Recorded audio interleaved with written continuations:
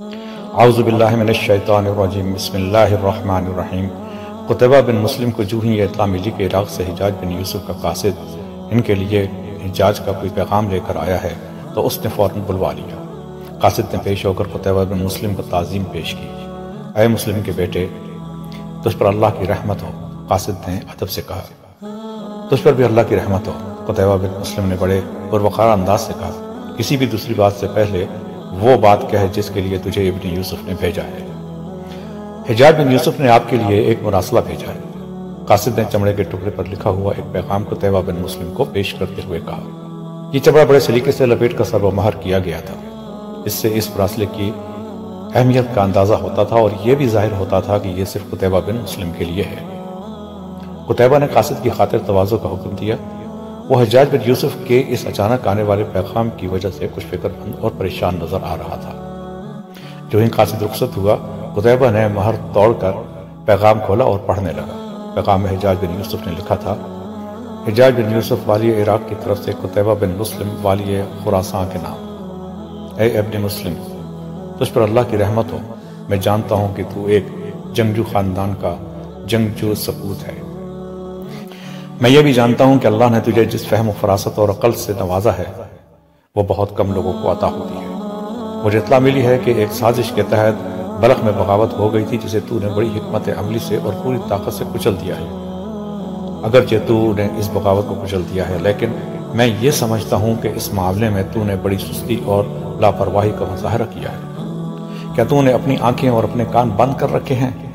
اے قتیبہ، اسلام کے خلاف ہونے والی سازشوں سے خبردار رہ اور اپنی آنکھیں اور اپنے کان ہر وقت کھلے رکھ، تاکہ تم مروں میں بیٹھ کر بھی ہر اس جگہ کو دیکھ سکے جہاں سے کوئی فتنہ فساد ٹوٹنے والا ہو۔ اپنی سلطنت میں گونجنے والی معمولی سے معمولی سرگوشی بھی تیرے پردہ سماعت تک پہنچ جائے۔ قتیبہ بن مسلم حجاج بن یوسف کا پیغام پڑھتے پڑھتے رک گیا اور زرار بن حسین کی طرف دیکھا جو اس کے پاس موجود تھا۔ اس نے زرار کو حجاج کے پیغام کا وہ حصہ سنایا۔ زرار بڑے غور سے سن رہا تھا۔ ابن یوسف ہمیں غافل سمجھتا ہے، قتیبہ بن مسلم نے زرار سے کہا۔ اس کا خیال ہے کہ ہم یہاں ہاتھ پر ہاتھ دھرے بیٹھے ہیں، حالانکہ معاملہ اس کے بالکل برعکس ہے۔ میرا خیال کچھ اور ہے، زرار بن حسین نے کہا۔ شاید حجاج کو اس واقعے کی مکمل اطلاع نہیں ملی، ورنہ وہ ایسی بات کبھی نہ کہتا۔ شاید تم ٹھیک کہتے ہو ابن حسین، قتیبہ بن مسلم نے پرخیال انداز میں کہا۔ مجھے اس واقعے کی پوری تفصیل حجاج کو بھجوانی چاہیے تاکہ اسے حالات سے پوری طرح آگاہی ہو سکے۔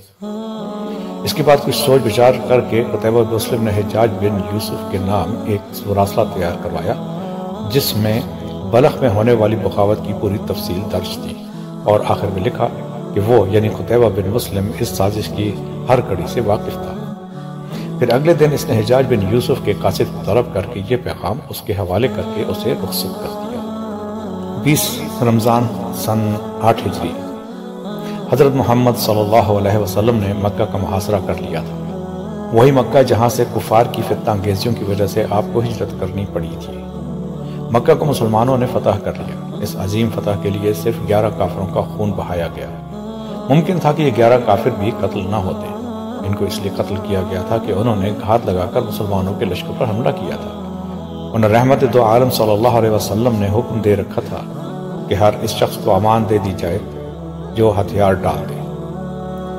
ذی قعدہ 72 ہجری، 64 سال بعد، مکہ شہر ایک بار پھر محاصرے میں ہے۔ شہر کے باہر منجنیقیں نصب ہیں جو شہر پر مسلسل سنگباری کر رہی ہیں۔ 64 سال پہلے مکہ کا محاصرہ کرنے والا لشکر حضرت محمد صلی اللہ علیہ وسلم کے جان نثاروں کا تھا اور صرف 11 آدمیوں کا خون بہا تھا۔ اس وقت مکہ پر کفار کا قبضہ تھا۔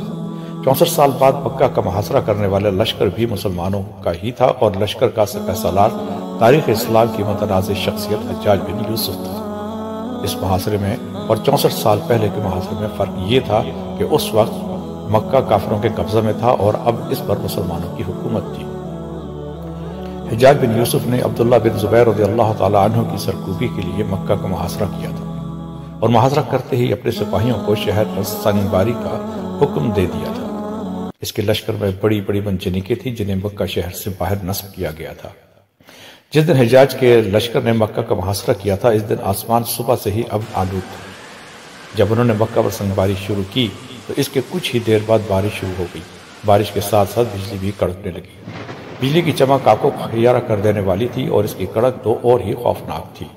بجلی رہ رہ کر کڑک رہی تھی اور اس کے دھماکے دل ہلا دینے والے تھے۔ برق و باد کا یہ طوفان بڑا ہی دہشتناک تھا۔ موسلادھار بارش اور بار بار بجلی کی کڑک کی وجہ سے حجاج بن یوسف کے دلوں میں خوف کی لہر دوڑ گئی تھی۔ بارش اور بجلی کا یہ کھیل شدت اختیار کرنے لگا تو سپاہی مکہ پر پتھر برسانے سے گھبرانے لگے۔ ان کے دلوں میں یہ بات بیٹھ گئی تھی کہ موسم کے یہ بگڑتے ہوئے تیور مکہ پر سنگباری کا نتیجہ ہے۔ سپاہیوں کا یہ خوف اس حد تک بڑھ گیا کہ انہوں نے مکہ پر پتھر برسانے سے صاف انکار کر دیا۔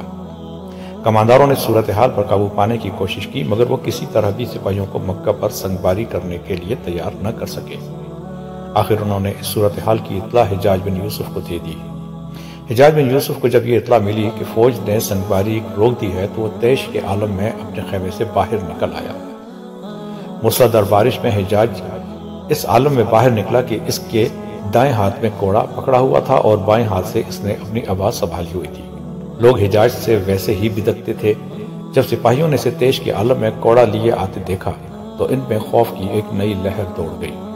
ان کا خیال تھا کہ آج کسی کی خیر نہیں ہے اور سپاہیوں کو سخت ترین سزائیں دی جائیں گی، کیونکہ حجاج فوج میں ڈسپلن کے معاملے میں بہت سخت تھا، لیکن اس کا رد عمل بڑا حیران کن اور سب کی توقع کے خلاف بھی۔ گرج چمک اس علاقے کے لیے کوئی انوکھی بات نہیں۔ اس نے صرف اتنا کہا، یہاں جب بھی بادل آتے ہیں موسم ایسا ہی شدید ہوتا ہے۔ اس کے بعد اس نے اپنی ابا کو کمر سے بندھے ہوئے پٹکے میں اڑس لیا، کوڑے کو ایک طرف رکھا اور اپنے ہاتھوں سے ایک پتھر اٹھا کر منجنیق پہ رکھا اور ساتھ ہی حکم دیا کہ اس کا یہ حکم پورے لشکر میں پہنچا دیا جائے کہ سنگباری فوری طور پر دوبارہ شروع کر دی جائے۔ چنانچہ حجاج کے اس حکم کے بعد مکہ پر دوبارہ پتھر برسنے لگے۔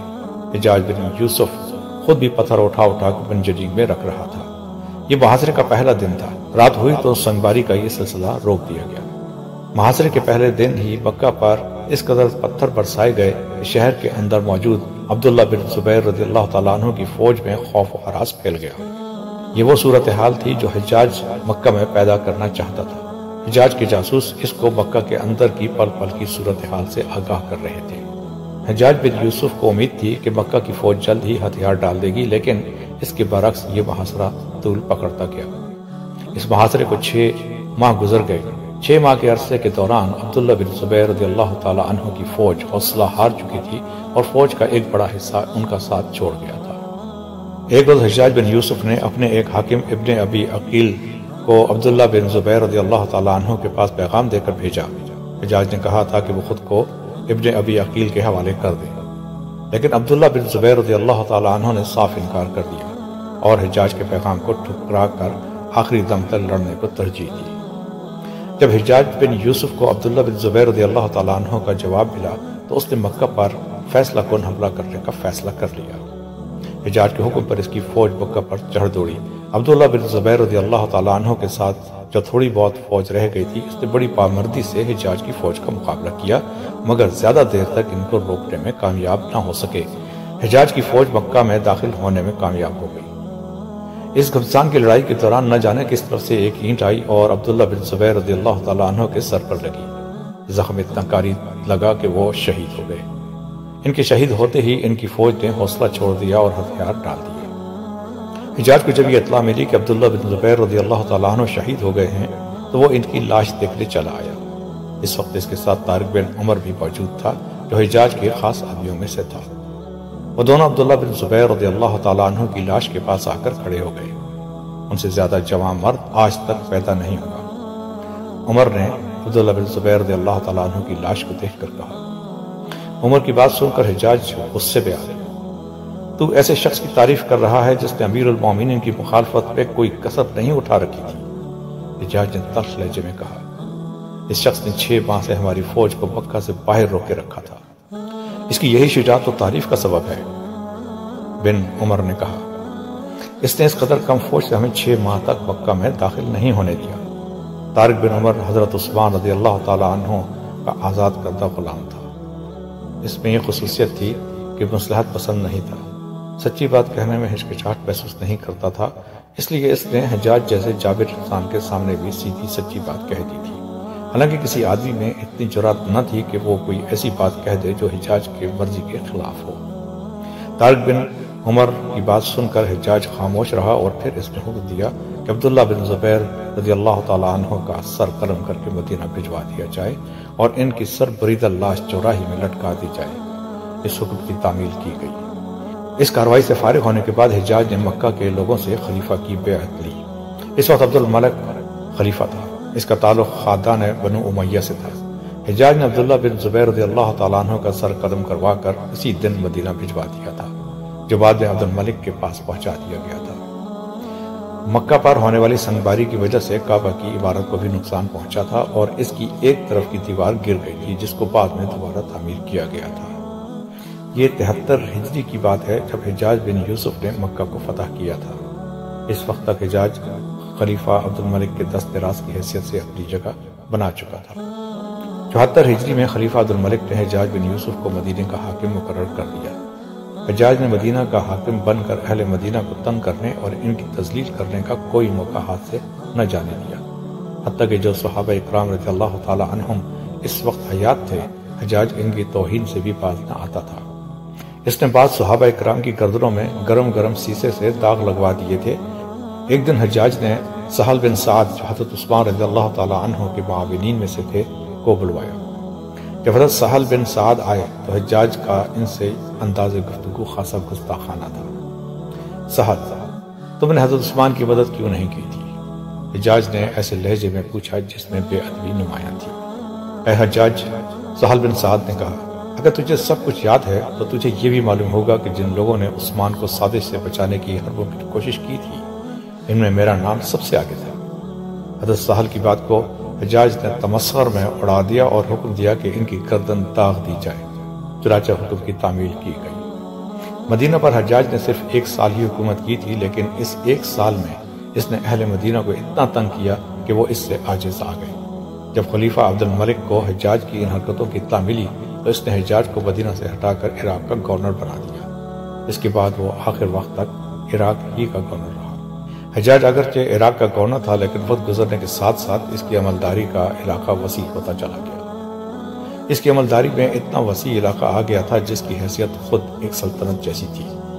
یہ وہ وقت تھا جب حجاج اتنا زیادہ طاقتور ہو چکا تھا کہ بآسانی خود مختاری کا اعلان کر کے اپنی الگ حکومت قائم کر سکتا تھا، لیکن خلافت امیہ سے وفاداری اس کے خون میں دوڑ رہی تھی۔ اس کے علاوہ اسے خلیفہ عبد الملک سے ایک عجیب طرح کا انس ہو گیا تھا اور وہ خلیفہ کو چھوڑنے کا سوچ بھی نہیں سکتا تھا۔ ایک دن جب حجاج اپنے محل میں موجود تھا، جب اسے اطلاع ملی کہ دمشق سے ایک قاصد آیا ہے۔ ان دنوں دمشق سلطنت اسلامیہ کا دارالخلافہ تھا۔ حجاج کے دل میں یہ خیال آیا کہ ضرور خلیفہ عبد الملک کی طرف سے کوئی خاص پیغام آیا ہوگا۔ اس نے قاصد کو بلا لیا اور اس سے پیغام لے کر پڑھنے لگا۔ یہ پیغام چند سطروں پر مشتمل تھا۔ اس میں لکھا تھا، امیر المومنین عبد الملک بن مروان کا انتقال ہو گیا ہے، ولید بن عبد الملک نئے خلیفہ ہوں گے۔ یہ خبر پڑھ کر حجاج بن یوسف کو بہت صدمہ ہوا۔ حجاج کو عبد الملک سے بڑی انسیت تھی۔ اس کو اس وجہ سے بھی زیادہ صدمہ ہوا کہ اس پیغام سے 1 مہینہ پہلے عبد الملک کو دفنایا جا چکا تھا۔ عبد الملک کی وفات سے کچھ عرصہ قبل حجاج اس سے ملنے دمشق گیا تھا۔ شاید اسے اس ملاقات کے لیے عبد الملک نے ہی بلایا تھا۔ حجاج کی دمشق سے واپسی ایک ایسا واقعہ رونما ہوا جس نے تاریخ اسلام میں ایک ولولہ انگیز داستان کو جنم دیا۔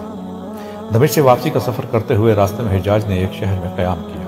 اس کے ساتھ کچھ اور لوگ بھی تھے۔ وہاں کے نمایاں حیثیت کے لوگ بھی حجاج سے ملنے آئے تھے۔ ادھر ادھر کی باتوں کے دوران ایک بہت بڑے عالم کا ذکر چھڑ گیا۔ حجاج نے اس سے دلچسپی ظاہر کی۔ اسے بتایا گیا کہ وہ عالم مذہباً عیسائی ہے اور آسمانی کتابوں کا گہرا مطالعہ رکھتا ہے۔ حجاج علماء کا بہت احترام کرتا تھا اور ان سے میل جول رکھتا تھا۔ حجاج نے اس عالم کے بارے میں مزید معلومات کرنے کی خواہش ظاہر کی اور والی عراق بتانے والے نے کہا، وہ اپنے علم میں اس قدر دسترس رکھتا ہے کہ آنے والے حالات و واقعات کے بارے میں پیشن گوئی کر سکتا ہے۔ اس کے لیے وہ آسمانی کتابوں سے مدد لیتا ہے۔ یہ باتیں سن کر حجاج کے جذبہ تجسس میں اور اضافہ ہوا اور اس عالم سے ملنے کے لیے حجاج کی دلچسپی بڑھ گئی۔ اس نے شہر کے عمائدین سے کہا کہ اس عیسائی عالم سے اس کی ملاقات کا بندوبست کیا جائے۔ چنانچہ انہوں نے فوری طور پر عالم کو بلا کر حجاج کی خدمت میں پیش کر دیا۔ حجاج نے اس کی بہت عزت کی اور پھر اس کے ساتھ اپنی دلچسپی کے امور پر گفتگو کرنے لگا۔ حجاج نے اندازہ لگا لیا کہ یہ عیسائی عالم واقعی علم رکھتا ہے۔ ایک بات بتائیے محترم، حجاج نے کہا، کیا آسمانی کتابوں میں ان حالات کا ذکر بھی ہے جن سے اس وقت ہم گزر رہے ہیں؟ ہاں، عالم نے بلا تردد کہا، ان تمام حالات کا ذکر آسمانی کتابوں میں موجود ہے، حتیٰ کہ ان حالات کا ذکر بھی موجود ہے جو گزر چکے ہیں یا آئندہ آگے چل کر پیش آنے والے ہیں۔ آسمانی کتابوں میں حالات کا ذکر کیسے کیا گیا ہے؟ حجاج نے پوچھا، کیا یہ ذکر صرف نام لے کر کیا گیا ہے یا ہر واقعہ یا حالات کی تفصیلات بھی بیان کی گئی ہیں؟ دونوں ہی طریقے موجود ہیں، اس عیسائی راہب نے کہا۔ آسمانی کتابوں میں حالات و واقعات کے بارے میں دونوں صورتیں ملتی ہیں، کہیں صرف حالات کا حوالہ دیا گیا ہے اور کسی جگہ تفصیلات بیان کی گئی ہیں، اور بعض مقامات ایسے بھی ہیں جہاں حالات و واقعات کے نام اور تفصیلات دونوں موجود ہیں۔ اچھا یہ بتائیے، حجاج نے پوچھا، کہ ہمارے موجودہ امیر المومنین کیسے ہیں اور ان میں کیا خصوصیات ہیں؟ وہ نہایت مدبر بادشاہ ہیں، راہب نے کچھ سوچ کر کہا۔ اس وقت ان کی پوزیشن ایسی ہے کہ جو بھی ان کے مقابلے میں آئے گا شکست کھائے گا۔ کیا یہ بتا سکتے ہیں کہ ان کے بعد کون خلیفہ بنے گا؟ حجاج نے دلچسپی سے پوچھا۔ ولید بن عبد الملک، عیسائی راہب نے کہا۔ اور اس کے بعد کون خلیفہ بنے گا؟ حجاج نے پھر سوال کیا۔ سلیمان بن عبد الملک، راہب نے کہا۔ آپ مجھے جانتے ہیں؟ حجاج نے پوچھا۔ ہاں، راہب نے کہا، مجھے آپ کے بارے میں بتا دیا گیا تھا، آپ مجھے جانتے ہیں۔ حجاج نے کہا، تو پھر یہ بتائیے کہ میرے بعد کون عراق کا گورنر بنے گا؟ یزید، راہب نے جواب دیا۔ آپ کے بعد یزید نام کا ایک شخص عراق کا گورنر بنے گا، کیا اب مجھے اس کی کوئی نشانی بتا سکتے ہیں؟ حجاج نے پوچھا۔ ہاں، وہ ایک بدعہدی کا مرتکب ہوگا، راہب نے کہا۔ اس کے علاوہ مجھے اس کے بارے میں کچھ نہیں معلوم۔ حجاج بن یوسف اس عالم کے ساتھ کافی دیر تک گفتگو کرتا رہا۔ اس کے بعد اس نے راہب کو بڑی عزت و احترام سے رخصت کر دیا۔ راہب تو چلا گیا تھا، لیکن یزید کا نام اس کے دماغ پر گویا نقش ہو کر رہ گیا تھا۔ وہ اضطراب کی حالت میں کمرے میں ٹہلنے لگا۔ وہ ٹہلتے ہوئے سوچ رہا تھا کہ یہ یزید کون شخص ہو سکتا ہے جو اس کے بعد عراق کا گورنر بنے گا۔ وہ خاص دیر اسی طرح بے چینی سے ٹہلتا رہا اور یزید نام کے مختلف آدمیوں کے بارے میں غور کرتا رہا۔ پھر اچانک ایک نام اس کے ذہن میں آیا اور وہ ٹہلتے ٹہلتے رک گیا۔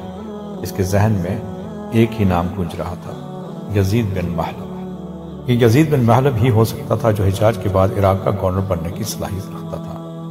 اسے 82 ہجری میں حجاج نے خود خراسان کا گورنر بنایا تھا۔ حجاج یزید بن محلب کی بہت عزت کرتا تھا اور وہ اعلیٰ صلاحیتوں سے بھی واقف تھا۔ حجاج کو ایک خیال یہ بھی آیا کہ یزید بن محلب حجاج کے خلاف سازش کر کے اس کی جگہ عراق کا گورنر بن سکتا تھا۔ حجاج کی شخصیت کا ایک پہلو یہ بھی تھا کہ وہ آنے والے خطرات کو پہلے سے ہی ختم کر دینے کا قائل تھا۔ چنانچہ اس نے فیصلہ کر لیا تھا کہ وہ بصرہ، جو کہ حجاج کا دارالحکومت تھا، پہنچ کر یزید بن محلب سے ملے گا۔ چند روز بعد حجاج نے دوبارہ سفر کا حکم دیا اور 7 روز بعد وہ بصرہ پہنچ گیا۔ بصرہ پہنچ کر حجاج نے استعفیٰ لکھا اور قاصد کو بلا کر کہا، یہ لے جاؤ اور امیر المومنین کو دے کر اس کا جواب لے آؤ، اور جتنی جلدی ہو سکے دربار خلافت سے جواب لے کر پہنچو۔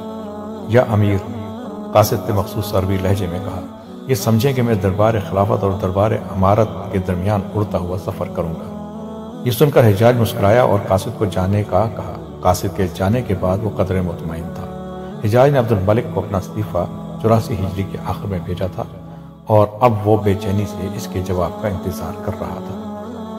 قاصد جلد ہی عبد الملک کا جواب لے کر آ گیا۔ عبد الملک نے حجاج کا استعفیٰ رد کر دیا تھا اور قاصد کے ہاتھ ایک پیغام بھیجا تھا جس میں اس نے لکھا تھا، مجھے تمہارے استعفیٰ سے تمہارے مقصد کا علم ہو گیا ہے۔